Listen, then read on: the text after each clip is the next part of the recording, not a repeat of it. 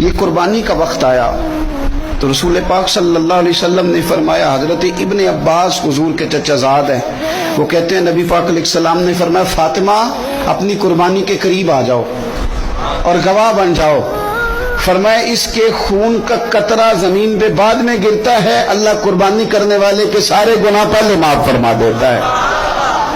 حضرت فاطمہ کی شان اقدس پر بھی ہماری مائیں قربان، ہماری بیٹیاں قربان، کیا انداز ہے سیدہ کا، فوراً پوچھتی ہیں، فوراً امت کا بھلا کرتی، کہتی یا رسول اللہ صلی اللہ علیہ وسلم یہ صرف اہل بیت کے لیے ہے، یہ سارے مسلمانوں کے لیے؟ کیا کمال ہے، کتنا پیار ہے حضور کی امت سے۔ حضور یہ صرف اہل بیت نبوت کے لیے ہے؟